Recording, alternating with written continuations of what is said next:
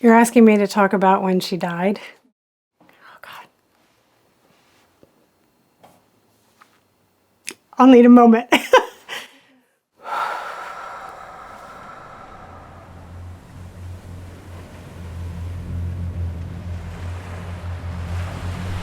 I remember being bent over the toilet, vomiting, and my mom would be so worried. She was like, "This is the worst flu I've ever seen." And I kept reassuring her, "You don't need to worry," because I knew that the only thing that needed to be done was I needed to take my insulin. But I couldn't let her know that. And so I just said, "Well, you know, Mom, diabetics, they don't have the greatest immune system."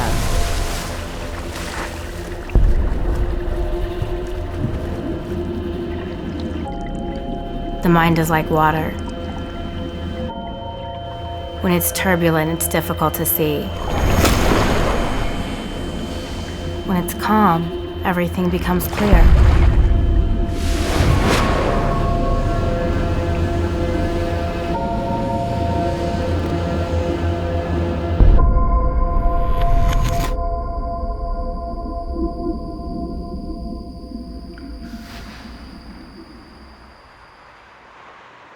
Swimming was always something that I loved as a kid.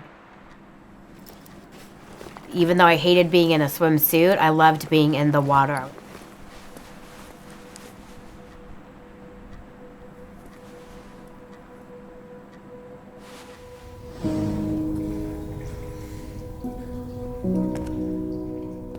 I could just dive into the water and it was quiet. I was 9 years old when I got diagnosed with type 1 diabetes. Type 1 diabetes is an autoimmune disorder in which your body's pancreas stops being able to produce a hormone called insulin. The first few years, it was heart-wrenching. Try to imagine being a 9-year-old and being told, you have a chronic illness that you will have for the rest of your life. There is no cure. You can manage it, but the management of it is a 24/7 job. With type 1 diabetes, every single thing you do is a calculation. What you eat for breakfast. If you have PE, are you having PE before lunch or after lunch? And how does that affect what insulin you have to give yourself at lunch? Type 1 diabetes really stole my childhood from me in a way that I was no longer about chasing through sprinklers or running after the ice cream man. It was about calculating the grams of carbohydrates in those ice cream sandwiches, or how much exercise that running through the sprinklers was going to detract from my insulin ratios in a day. With Erin, because she was overweight when she was diagnosed, in addition to blood sugar numbers and total counts of carbohydrates and dosages of insulin, she also had this other number of weight. And her doctor hounded her and hounded her and hounded her about that number on the scale. It became harder and harder and harder to keep my head above water. There's a thing called diabetes burnout, where you just get tired of being a diabetic. And you're bound to experience burnout and have periods where you just don't take as good care of your diabetes.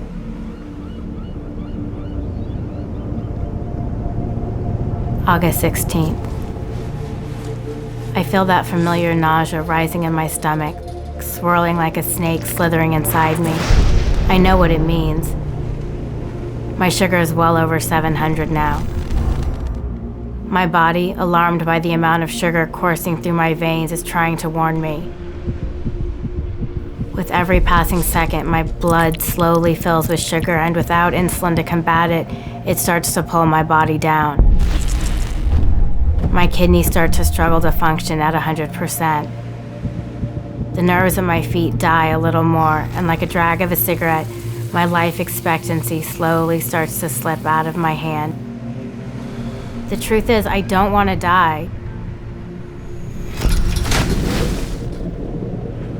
But there's always one thing I want more than that, more than anything else, and that is to be thin.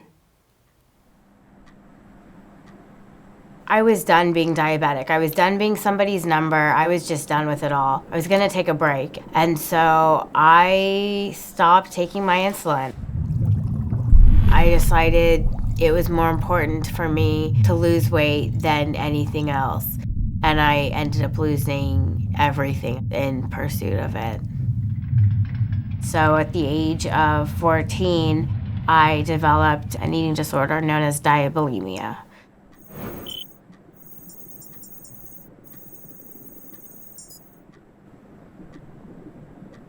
So often at times, it feels like diabulimia is like trying to keep your head above water when you're learning how to swim. They keep throwing more and more things at you. Mental math, do your arms, now carbohydrate counting, don't forget a kick. Oh yeah, and exercise, breathe, breathe, breathe.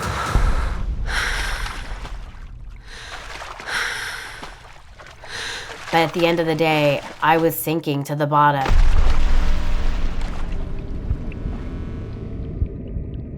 When I first started to notice signs that maybe something was wrong with Erin, started with the number of days she was missing school. Both she and her doctor were able to convince me that because of her immune system and the diabetes, that's what was making her very vulnerable to everything that was in the germ factory of the school.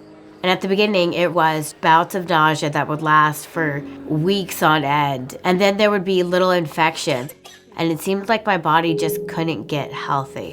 And then there were, I guess, more diabetes-specific signs. How often we were needing to reorder insulin for her. She eventually got wise and just started having me order it even though she wasn't using it. To trick her into thinking that I would have better blood sugar readings, I would test my blood sugar and wait till it had a quote-unquote perfect blood sugar, and then I would put it in the top of a lid. And whenever I needed to use that blood again, I would rehydrate it, retest that blood, knowing it was already a perfect blood sugar, and then retest it, and it would always come up between 80 and 120 every time. Some things were starting to not make sense.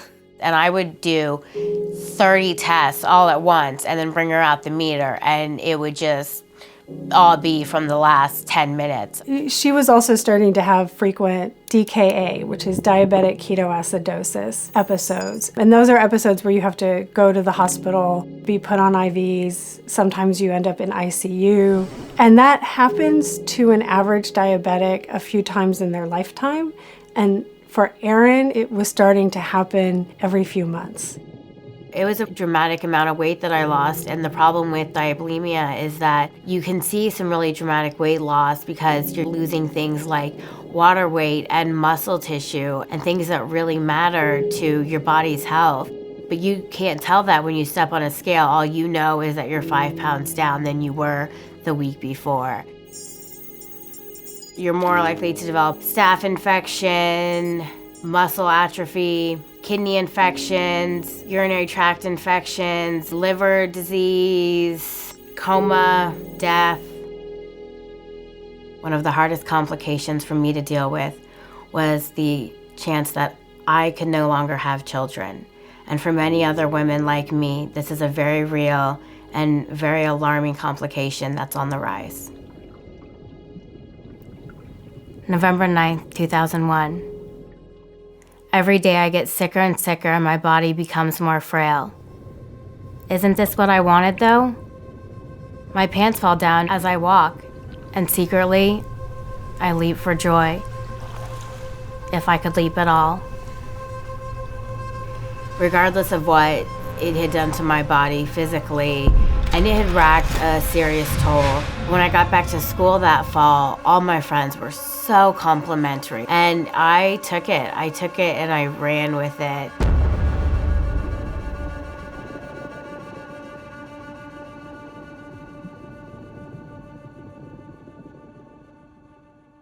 Initially, I thought it was an eating disorder.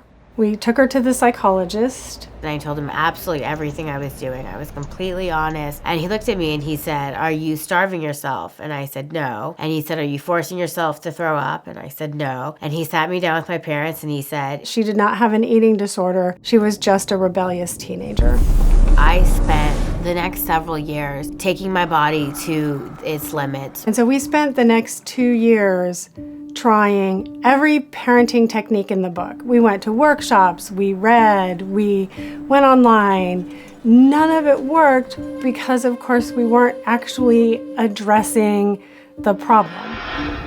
March 20th. The feeling of disgust is drowning me whole. I'm swept away by this tidal wave of self-hatred and anger. They do teach you as a parent to try to teach your child as a whole person and not just as a diabetic. If they're grouchy, if they're in a bad mood, don't immediately ask, "What's your blood sugar?" Implying all of their moods are controlled by their blood sugar, because they are. They're whole people, and they're allowed to be depressed and happy and angry and everything else, just like the rest of us. So after I graduated from high school, I said I was going to stop my eating disorder. I had at that point missed my prom because I was in the hospital, and it was then that I realized, okay, I don't have the control over this that I thought I had. When she went away to college, we thought, fresh start, this will be great, everything will be fine. But it followed me to college, and it followed me to the dorm rooms, and it followed me to the late nights, and I ended up relapsing.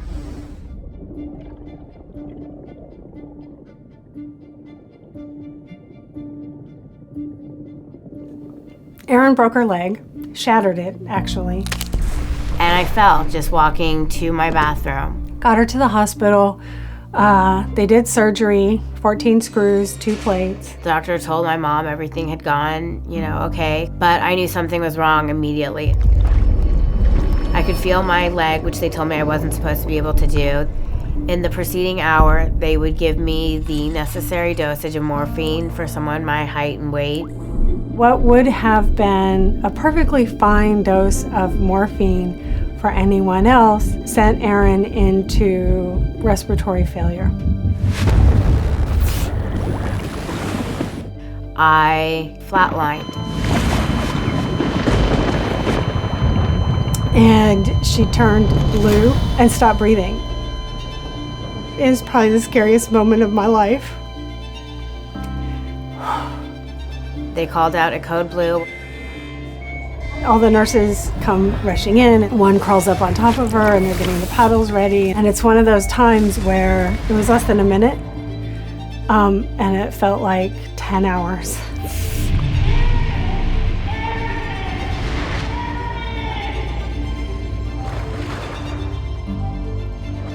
I didn't know if she was coming back or not.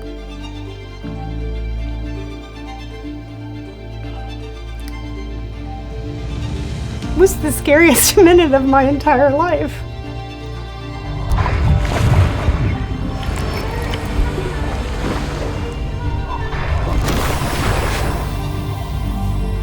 Just under a minute later, I would come back. I would remember a man sitting on my chest giving me CPR, trying to apply the paddles. And right before he could, I would take my breath of life so that they wouldn't have to. When I came back and I realized what had happened, the very first thing I thought was, they're gonna make me start taking insulin again.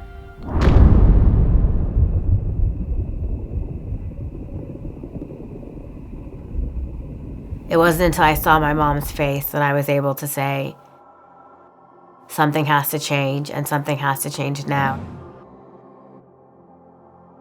People often say that recovery doesn't come in a straight line. Recovery does not look like this. My recovery relapse dance has gone up and down and all over the place. You get a lot better, and then you fall, and then you get back up, and you swirl around for a little bit, and then you get a little better, and then you fall, and that's what's hard. My mom and I found an eating disorder recovery center, and I was there for 3 months where I did a lot of work with a really amazing therapist. And so when I came out, I knew I needed to find more people like me. And that's kind of how my plight into advocacy work and with Diabulimia Helpline really all got started. She woke up one morning and needed help and went out and looked for it. After she'd found 200 people who were all saying the same story and had the same struggles, she kind of just stood up and said, well, nobody else is doing this, so I guess I will. Diabulimia Helpline it was just a tool to help me recover myself. I was alone.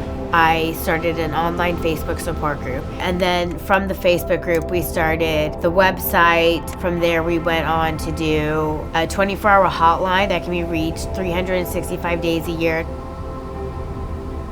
I'm amazingly proud that it has been her just consistently and constantly putting her heart out there. The way she's gone about it, I am so proud.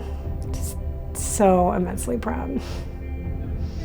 And the thing that keeps me coming back time and time again is the people, the connections I've made, the lives that we've saved, the kids that have been born because Diabulimia Helpline exists now. These are all of the amazing things that I know wouldn't exist if I had just given up when my eating disorder told me to.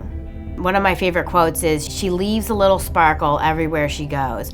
And I realized I wasn't leaving anything. I wasn't leaving joy or light or life or love anywhere I went. And now I get to fully embrace my life, and there is nothing more important to me than being healthy and loving the skin that I'm in. There's nothing better than being me, and that's good enough.